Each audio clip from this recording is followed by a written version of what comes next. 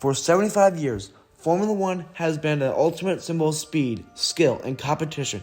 It all began in 1950 with the very first ever World Championship race at Silverstone, the day Nino Farina, or Giuseppe Farina, the nickname is Nino Farina, but I like to call him Giuseppe, and Alfa Romeo made history, setting the stage for the unparalleled legacy. On that historic day, Farina led from pole position, completing 70 laps in 2 hours and 13 minutes and 23.6 seconds, on an average speed of 146 kilometers per hour, which is converted to 90 miles per hour in case if you use imperial units. We don't use metric here in America. They use that in European and stuff.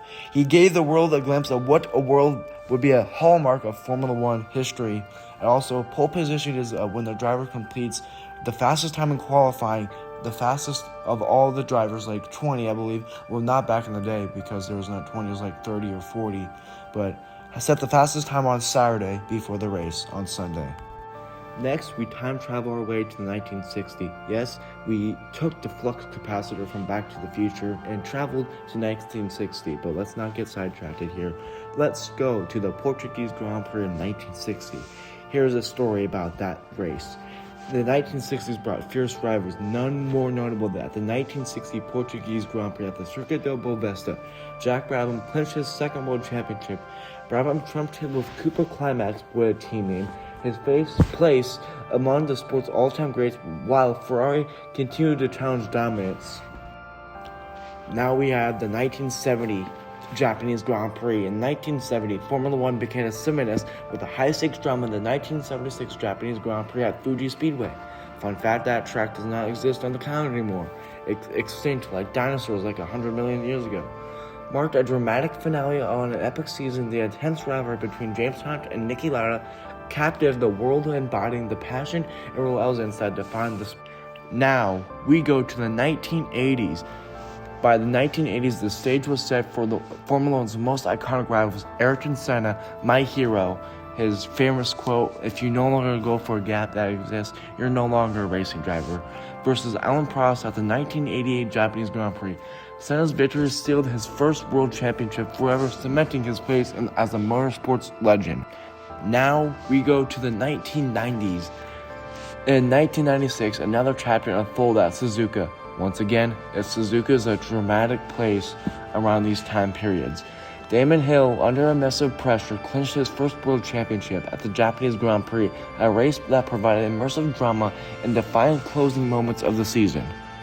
Now we go to the 2000s. The year I was born was 2008, but around the 2000s. The 2000s were marked by Michael Schumacher dominance, but in 2004 saw a thrilling twist at Spa-Francorchamps, or Spa. I'm sorry for butchering the name. I do not know how to say the full name, but Kimi Räikkönen, the Iceman, he's most famous for saying when at an interview, "Bwah," before he starts an interview. I don't know why he does it, but he does. Stunning victory at the Belgium Captain Fans, with Schumacher's finishing second, securing his 7th World Championship, solidifying legendary status. Now we go to the 2010s, the year my sister was born, the exact 2010. So, it was dominated by Red Bull, but we're not going to be talking about Red Bull. We're going to be talking about the 2016 Abu Dhabi Grand Prix. The 2010s brought a fierce battle, none more intense, between Nico Rosberg and Lewis Hamilton at the 2016 Abu Dhabi Grand Prix. Rosberg trumped, securing his only world championship in a dramatic season finale. Fun fact, after Nico Rosberg won the championship, he immediately retired. Now we go to the 2020s, the best decade. Despite there was COVID, there was only 22 races out of the 24, but the 2021 season was the best season to watch Formula One. The best, between Max Verstappen and Lewis Hamilton. If you hear some background information, then I'll ramble on about some more stuff. The 2020s will be remembered for the incredible battle between Lewis Hamilton and Max Verstappen. Lewis Hamilton looking to pass Michael Schumacher for 8 titles to have the record, and Max is looking for his first title. Their rivals dominates the 2021 season, with the Abu Dhabi Grand Prix becoming a defining race in both of their careers. Controversies surrounding the finale, leading to new regulations for the Formula One in 2022. Nicholas Latifi crashed on lap 52 out of 58, and all of a sudden, the safety car came out. Max pitted and went to soft tires, but we can get those into another video. But it was a crazy moment. Max overtook Lewis on turn 5 on lap 58 out of 58 and securing his first ever Formula One world champion and the first ever Dutch person to win the Formula One world champion. And Max Verstappen's also my guy. I'm a Red Bull guy. Yep, I am. But let's talk about the 2025 season up next. Well, folks, we have 3 more sections to go through here. So, let's do the 2025 season, the 75th anniversary season. Season just got over, December. So, in 2025, the Formula One World Championship reached its exciting conclusion at the Abu Dhabi. Lando Norris, Max Verstappen, and Oscar Piastri, or you can call him Oscar Pastry, because it sounds like pastry, were all still in contention for the title, making the final race a tense showdown. It became one of the most unpredictable seasons in recent history, showcasing the tense competition in modern Formula One. Max Verstappen at the Dutch Grand Prix, he was 104 points behind Oscar Piastri, I think it was, or Lando Norris. There are 2 McLarens, but I'm not too sure who was. But he overcame and somehow marched his way up after the McLarens got disqualified for a skid block in Las Vegas. He was only not that many points behind. Then after the Qatar race, he ended up winning that race. He was only 12 points in that race.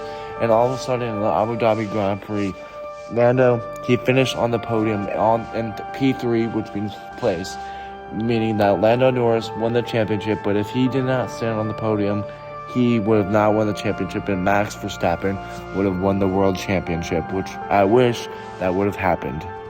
And now, looking ahead of the 2026 Formula One will emerge some sustainable changes, including new power unit, formula, and the introduction of active aerodynamics.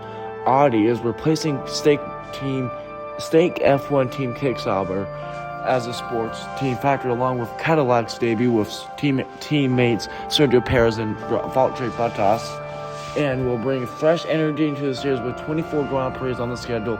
The 2026 season is sure to be full of excitement and surprises. We appreciate you joining us on this historic journey through Formula One's legacy. We trust you have now a deeper understanding why Formula One remains the pinnacle of motorsports. Enjoy your day, and remember, and always, go Comets!